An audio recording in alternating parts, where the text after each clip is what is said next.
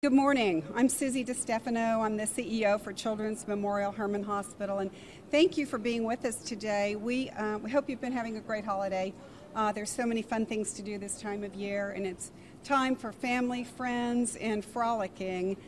And as part of that, we know that upcoming in just a few days is New Year's Eve, which is always an exciting time for everyone. And when I think of safety on New Year's Eve, right away I think of, driving and not drinking at the same time and all of those adult things. And yet there's another big safety issue that we want to touch on this morning and really reach out to families who particularly have small kids, because those are kids and teenagers are more likely to be hurt by fireworks. So to give you a little background and a safety briefing on fireworks, we were lucky enough to have with us this morning Chief Inspector Richard Galvin, and I'm going to ask Chief Inspector to join me at the podium.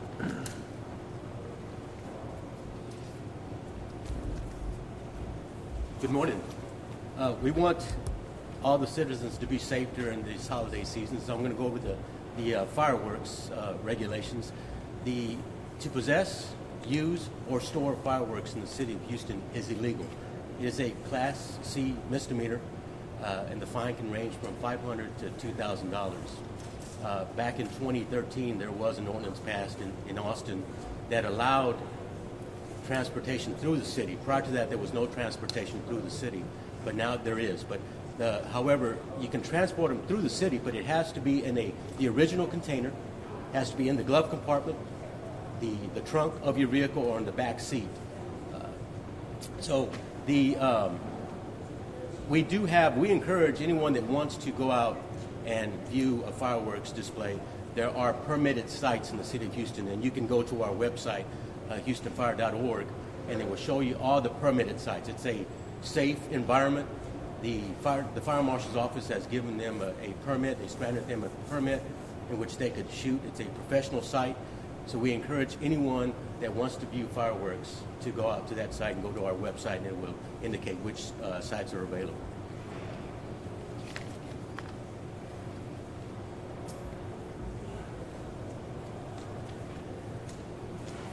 Good morning. I'm Todd Huzar. I'm the Director of Pediatric Burns for Children's Memorial Hermann Hospital. So they brought me up here to discuss with me about pediatric burns related to fireworks injuries. So one of the most commonly injured body parts in children tend to be their hands and fingers, just because what do kids mostly often get given? Sparklers. Also, we see kids with burns to their faces and also their eyes too, and they're very common things that we do see. So out of all the fireworks injuries we tend to see here, most commonly we see them related to firecrackers, and that's where we see a lot of our hand injuries from. Some of them are pretty devastating, where kids may lose function in their hands or even lose fingers. Also, we do see a lot of them from sparklers too. And most people think sparklers are relatively benign things and you can hand them to children.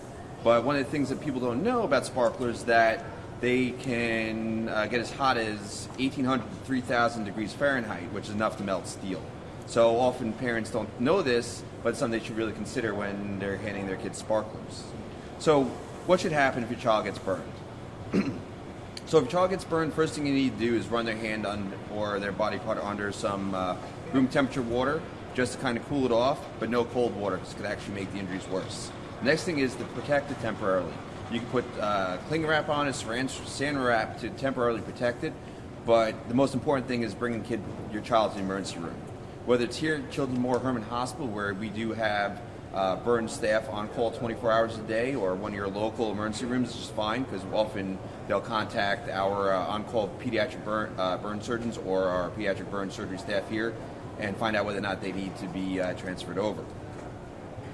As I said, most important immediate care is to cool off the burn, not with cold water, but with room temperature water. And my recommendation, as I said before, is if the burn is small, maybe the size of a nickel or a quarter, might be okay. But anything bigger than the child's palm should be definitely brought to the emergency room. What also we see here at Memorial Hermann, so we also see a lot of other different types of burns, especially around the holidays. We do see quite a bit of skull burns, and we do see a lot of contact burns, especially now since things have been cooling off here. A lot of people firing up their fireplaces, that the outside of the fireplaces do get quite hot, and kids, like anything else, like to touch them or stoves, and they can sustain pretty significant burns to their hands. So at this point, I want to introduce Casey Rodriguez and her daughter Shelby, and they're going to talk to you guys a little bit more. Thank you.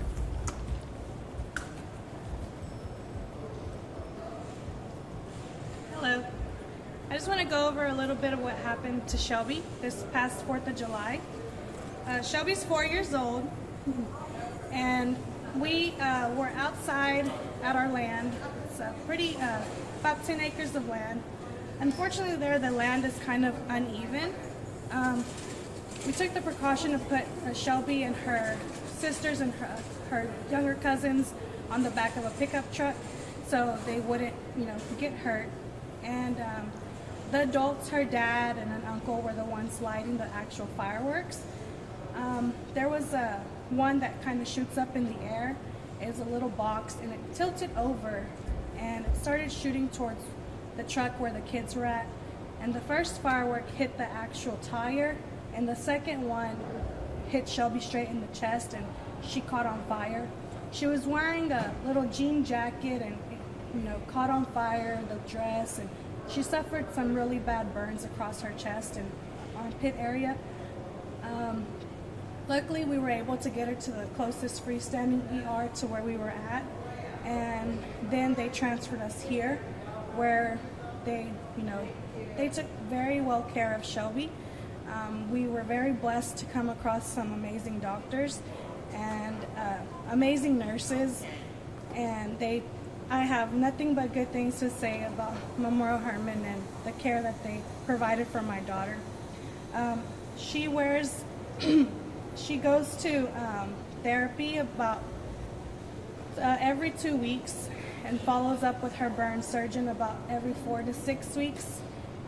As of now, she wears a pressure garment. It's a shirt that is very fitted, and it's to help keep the burns because they're kind of elevated, so they need to be tightened. As of now, she's still very active.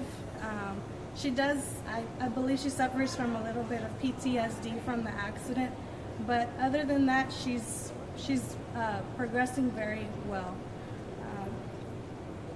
But yeah, so that's a little bit about Shelby's story. Could you tell us what you want people to know from your experience, like before they start handling fireworks? I would suggest, as a parent, you try to take all the precautions that you can to keep your children safe, but sometimes accidents do happen, which is what happened to Shelby. I would say go somewhere, downtown. So there's designated areas where they have fireworks shows, and keep away from the actual fireworks at home, from the fireworks stands, and even the tiniest firework could make a big impact. And so just go to a fireworks show. It's better to be safe than sorry. Do you know how long her recovery process is anticipated to take? I know she's had a skin graft. Is that what you said? Yeah, she actually had a skin graft taken from both of her thighs. Dr. Huzar could be the one to answer about how long it's going to take for the actual recovery. Okay. So I was step all the way up to the mic, sure, please. Sorry, I was Shelby's surgeon when she was here. So we operate on her a couple times, skin grafted her, and it's going to be at least a 2 year recovery process. But as Casey was saying, the emotional part's a very simple part, and it could be something that could last her childhood or even her lifetime, because it's a very traumatic event. And I agree with what Casey's saying, that people underestimate how bad fireworks and how dangerous they really are. They look pretty from afar, but up close they can be extremely dangerous, and especially with kids. We do see quite a bit of sparkler burns, and as well as with bottle rockets. And some of the little hand sparkler looks cute when they're running around with it, but it doesn't take very much for their hand to get burned, and it becomes something that could be life altering. And it's a recovery process that could take years, or even a decade to kind of recover from. But she's done very well, and she keeps going at it.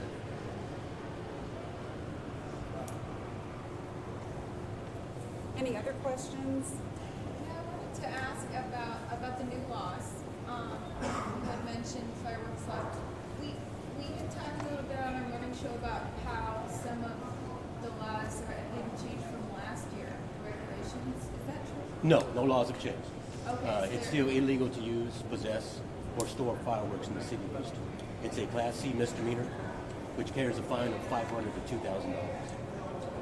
The only thing that changed is back in 2013 when the state changed the law where you could transport the fireworks through the city. Prior to that, you were not allowed to transport the fireworks through the city. But now you can. But they have to be stored in either the glove compartment, the trunk, or in the back seat in the original container, and it should not be open. And the zoning's the same? Correct. Yes. Keep it with the basics, just a couple of safety tips.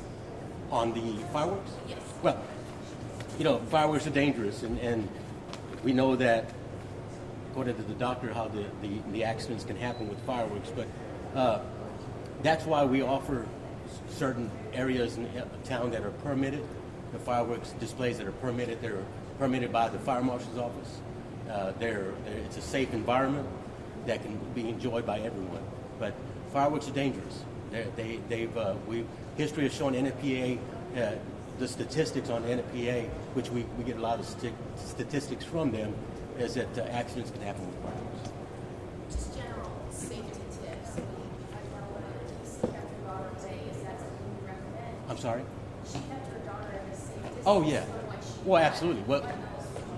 Well, we encourage them not to use the fireworks. But if you're going to use fireworks, which is illegal in the city, we would hope that you would use a safe distance. There's not a safe distance that we would tell you to be at, because it's illegal. Okay, I guess my better question is, okay, if you're, for our viewers, if they're in Harris County or in some other parts, I know she was in Crosby. In Harris County, it's illegal to use fireworks. Okay. Yeah, Then not in the never city of mind, Houston. safe days. Other than we're not going to give you a distance because it's illegal. Got it, Right. okay. Do it outside of Harris County. It's not our jurisdiction, but it is legal to use fireworks in the Harris County. Yes, outside. Any other questions?